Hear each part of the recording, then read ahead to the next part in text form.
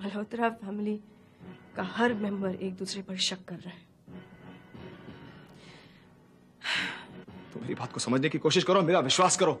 मैं उस आदमी को पाताल से ढूंढ कर निकाल के लाऊंगा। उसकी तलाशने में मैं तुम्हारे साथ हूं। कनन,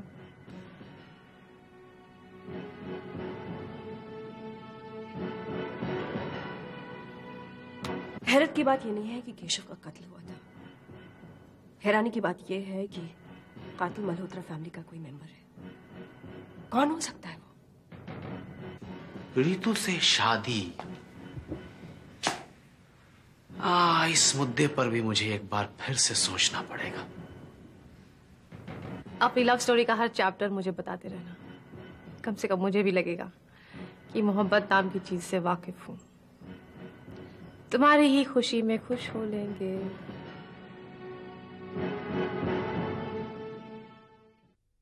ऐसी बातें क्यों कह रहे हो सुनील?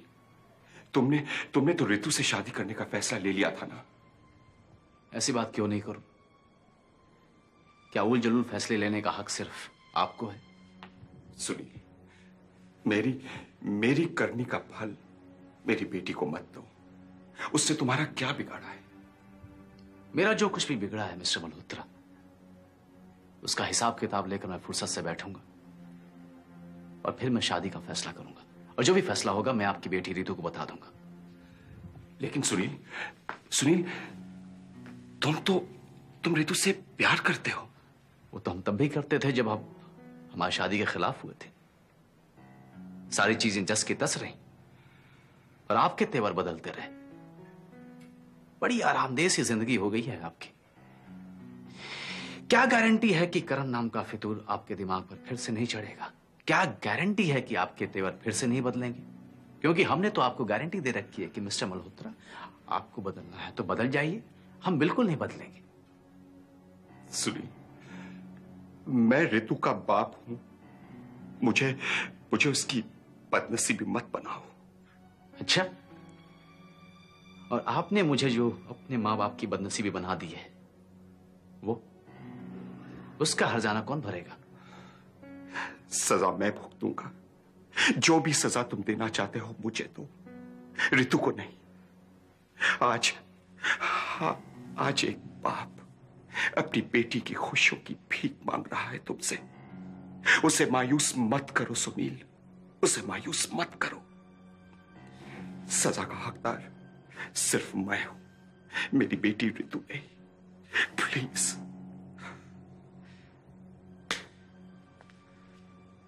निश्चिंत रहिए मिस्टर मल्होत्रा, निश्चिंत रहिए आप। सजा आपको ही दी जाएगी। यकीन जानिए, जब तक आप हमारे शादी के खिलाफ थे, मुझे रितु से शादी करने पर कोई एतराज नहीं था। पर अब आपकी रजामंदी मेरे लिए एतराज बन चुकी है। मेरे ही घर में आकर मेरे मां बाप की तौहीन आपने की थी। आपकी अमीरी ने उनकी गरीबी को पता नहीं क्या क्या बोला था। उसके बाद तो सच कहूं मैं आपसे, अपना कलेजा भी अगर चाक करना पड़े तो आपके चेहरे पर मुस्कुराहट देखकर मेरी छाती पर सांप लौटने लगते हैं। नहीं महन बाबू, नहीं। बिन बरसात मेरे गांव के मकान की गीली मिट्टी की महक आती है, क्योंकि मेरे मां बाप के 12 महीने रोते हुए गुजरेंगे और यहां आकर उनके रोने की वजह मैं बन जाऊं, यह हरगिज नहीं होगा। आप यहां से जा सकते हैं। You may go now.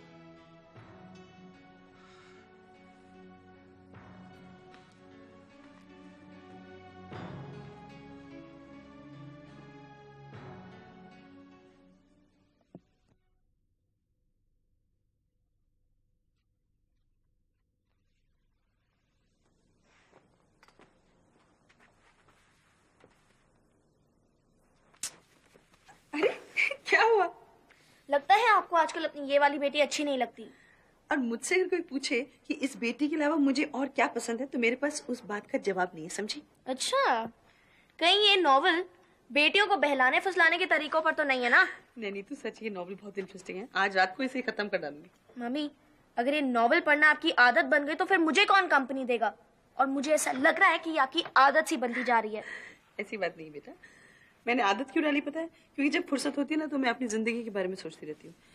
इसलिए मैंने नॉवल पढ़ना शुरू किया है ताकि मैं इन किरदारों की जिंदगी के बारे में सोचूं। आप ऐसा क्यों नहीं करती? आप अपनी फुर्सत मेरे हवाले कर दो, क्योंकि जब काम नहीं होता तो मैं भी बहुत बोर हो जाती हूँ। अरे पगली, क्या मैं 24 घंटे तेरे साथ चिपक सकती हूँ? मुझे वैसे भी लग रहा है कि मैं तेरे ऊपर बहुत बड़ा इमोशनल बोझ बन गई हूँ। ऐसा कुछ नहीं है, आपको कुछ ज्यादा ही उल्टा सीधा लगने लगा है। आपको पता है, जब मैं जेल में थी ना, तब मैं दिन रात यही सोचती थी कि जब मैं घर वापस आऊंगी तो मैं हमेशा अपनी मम्मी के पास रहूंगी। और अब जब घर वापस आ गई हूँ तो ऐसा लगता ही नहीं कि मैं आपके पास वक्त बिता पाई हूँ। लेकिन मुझे तो ऐसा कुछ नहीं लगता, समझी? लेकिन ऐसा ही है। जाइए, देखिए कौन आया इस वक्त। कोई मेरी बात सच करने आया होगा। इतनी रात को। Mister Rajeev, good evening. My mister Rajeev आए हैं। Please come. हाय राजीव, इस वक्त? वो एक हाँ, मैं पानी लेकर नहीं आऊंगी। ये क्या हो रहा है तुम दोनों के बीच में? कहो, कैसे आना हो राजीव? निशी, दरअसल मुझसे खुशी अकेले में संभाली नहीं जा रही थी। निशी, आर्किटेक्ट्स को तुम्हारे डिजाइन्स बेहद पसंद आए हैं। कह रहे हैं कि डिजाइन्स के मुताबिक अगर ये इंटीरियर्स बन जाए तो बड़े बड़े होटल्स का मुकाबला कर सकती है। Congratulations, Nishi. Thanks, Rajiv. Congratulations. Thanks. It's fantastic. Absolutely. कैसी हो तुम? ठीक हूँ। और अब तो तुमने इतनी खुशखबरी सुना दी तो मैं और भी खुश हो गई हूँ। वैसे भी मैं शुक्रिया अदा करने तुम्हारे पास आने वाली थी। तुमने महन को एक बहुत बड़े स्कैंडल से बचा लिया राजीव। अगर आ जाती तो पिछले दौर की खुशियां चौगनी हो जाती। तो कोई प्रॉब्लम नहीं है, हम लोग साथ में दोनों खुशी डिनर पर मनाएंगे। कंफर्म्ड। फ्राइडे को क्या कर रहे हो? तेरी की फ्राइडे को मुझे दूसरे डिनर के लिए जाना है। तो कोई बात नहीं, कल क्या करो, कल डिनर कर लेते हैं। Not possible. कल सुबह मुझे दिल्ली जाना है और मैं फ्राइडे के दिन ही लौट पाऊंगा। ओहो, तो कोई बात नहीं, तुम दिल्ली से वापस आ जाओ, फ्राइडे को अपना डिनर कर लो, हम लोग उसके बाद अपना डिनर का प्रोग्राम बनाएंगे। मेरा नसीब तो देखो, पहली बार निशी ने मुझे अपने घर पर इनवाइट किया है डिनर के लिए और उसी दिन मुझे जबरदस्ती वाले डिनर के लिए जाना है। जबरदस्ती वाला डिनर किसके साथ हो रहा है भाई? वही मैडम रेनू। ओह,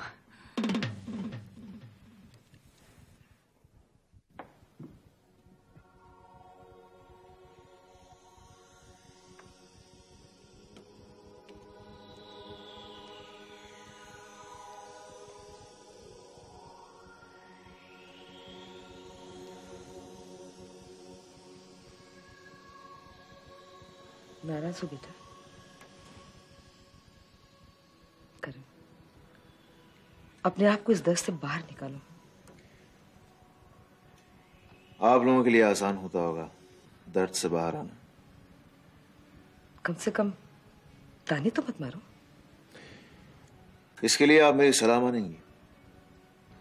छेड़िए मत मुझे, नजदीक आने की कोशिश मत कीजिए। तुम शायद भूल गए हो, तुम्हारे आसपास और लोग भी रहते हैं जिन पर तुम्हारी इस हालत का असर पड़ रहा है। मेरे आसपास के लोग भले ही मेरा दर्द कम ना कर सकें, लेकिन ये मरहम बनने की कोशिश मत कीजिए। तुम्हारे बर्ताव से ऐसा लगता है जैसे रक्षंदा की मौत की वजह मैं और रणधीर हैं। हमारे साथ ऐसा सलूक क्यों? रक्षंदा की मौत की वजह आप लोग नहीं है, लेकिन उस हादसे के बाद जो भी कुछ मेरे साथ हुआ उसकी जिम्मेदारी आप लोगों की है।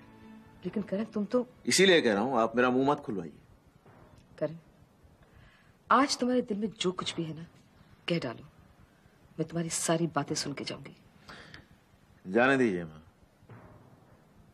बात कहीं आगे बढ़ गई तो हम तीनों इतने दूर हो जाएंगे कि...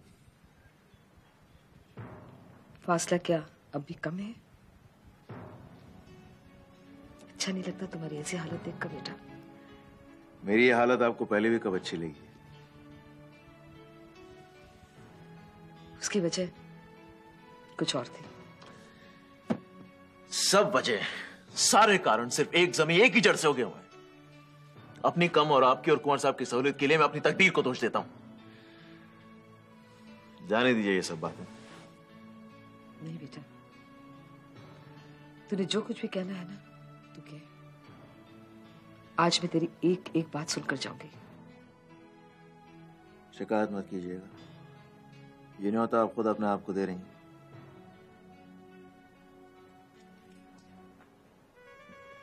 राजीव जी चले गए?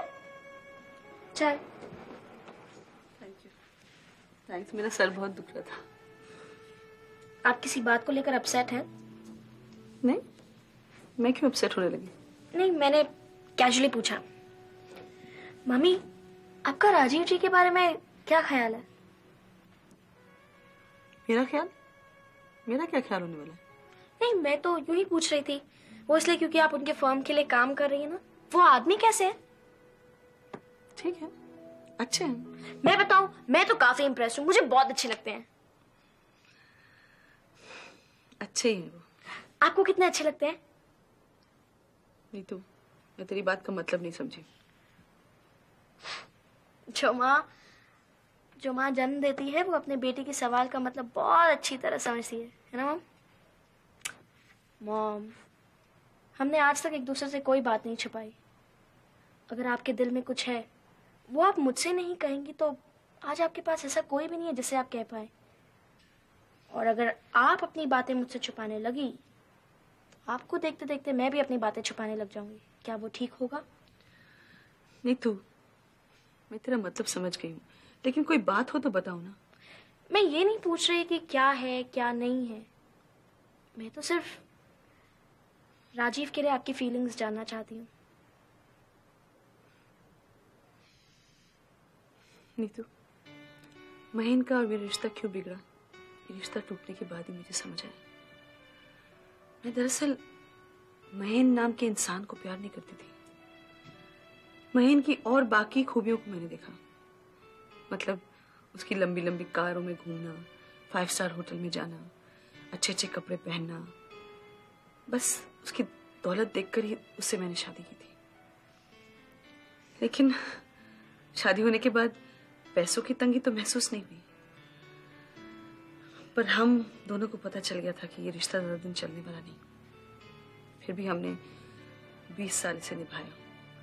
शायद मैं मिडिल क्लास की लड़की थी ना, इसलिए मैंने इन बातों पर गौर नहीं किया, मतलब महन की इंसानियत या उसकी अच्छाइयों पर गौर नहीं किया। लेकिन राजीव के साथ कुछ उल्टा ही हुआ। उसे मिलते ही मैं उसकी अच्छाइयाँ, उसकी खूबियों पर गौर करने लगी और मुझे अच्छे लगने लगे। फिर क्या हुआ? फिर वो मैडम रेनू आ गई, उससे दखलंदाजी शुरू कर दी। हम दोनों के कानों में एक दूसरे के खिलाफ जहर घोलना शुरू कर दिया और वो अपने मंसूबों में कामयाब हो गई। बस सब खत्म हो गया। अगर रेनू आप दोनों के बीच में ना आती तो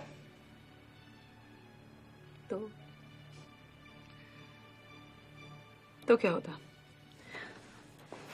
मुझे नींद आ रही है, मैं जा रही हूँ। Thanks for the T.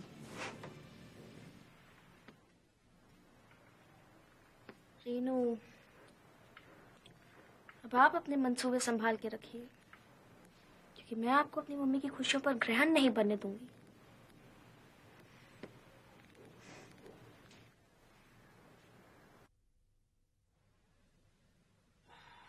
कोई आदमी अपने साथ कुछ दिन चैन से रहना चाहे तो दुनिया वाले नहीं रहने देते, बेचैन हो जाते हैं, घसीट लेते अपनी आपातापी में। उठना पड़ेगा एक नाथ, वरना किसी का कल का सूरज नहीं उगेगा।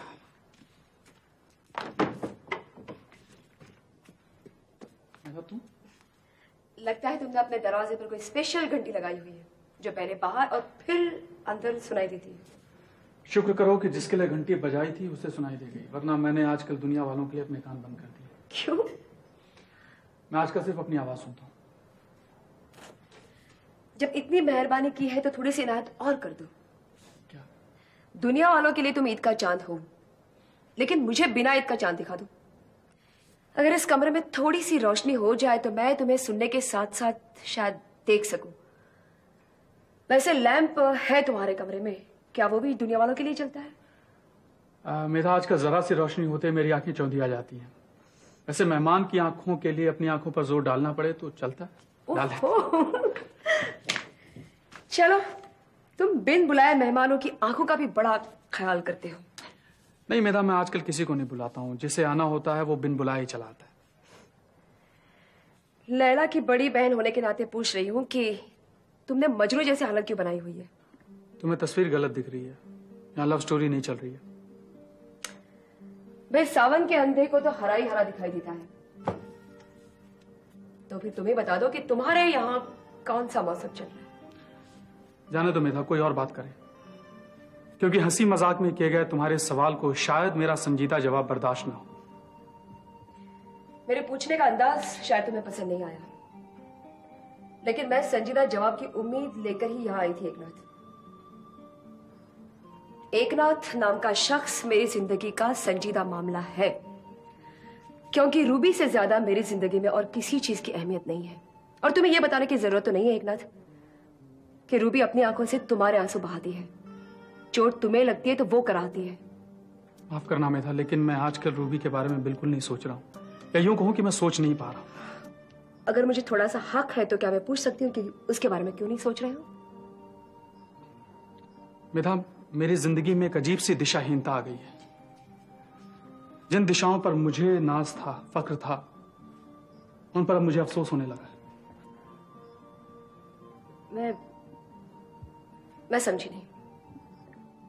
मेरी जिंदगी में कुछ अजीब से विरोधाभास कॉन्ट्रडिक्शंस पैदा हो गए हैं, जिनकी वजह से मैंने मल्होत्रा इंडस्ट्री छोड़ी थी कि एक नई राह के सहारे मंजिल तलाश लूंगा। लेकिन राह तो तब तलाशी जाए जब दिशा हो, और मेरा अपना दिशाओं पर से भरोसा उठ गया। लेकिन एक रात इन कॉन्ट्राडिक्शंस की कोई तो वजह रही होगी। इन परेशानियों की शुरुआत कहीं से तो हुई होगी। Trade union movement. इस पालकी पर मैं अपने उसूलों को सजाकर दुल्हन की तरह, कहार की तरह कंधे पर लाद कर मैं ले जा रहा था। अचानक पीछे मुड़कर देखा तो पाया कि कंधों पर जनाजा है उसूलों की बेजान लाश का। मैं ठिठक कर वहीं रुक गया कि कहीं ये राह कब्रिस्तान की तरफ तो नहीं जाती है, क्योंकि हर शव यात्रा की मंजिल तो शमशान ही होती है। मैं अभी तक उसी मोड़ पर खड़ा उसूलों की बेजान लाश लिए उसकी नब्ज टटोल रहा हूं कि शायद उसमें जान आ जाए। लेकिन मुझे लगता है कि ट्रेड यूनियन मूवमेंट एक भ्रम था। लेकिन रूबी कोई भ्रम नहीं है एकनाथ। रूबी तुम्हारी जिंदगी की जीती जागती सच्चाई है। मैं तुम्हारी परेशानियों की गहराई समझ सकती हूँ एकनाथ, और मुझे यह भी यकीन है कि अगर रूबी तुम्हारा साथ देती रही तो दर्द की खाई धीरे धीरे भर जाएगी। मेधा, मैं किसी और से मोहब्बत तो तब करूं जब खुद अपने आप से मोहब्बत करता हूं, लेकिन मैं खुद अपने आप से नफरत करता हूं मेधा।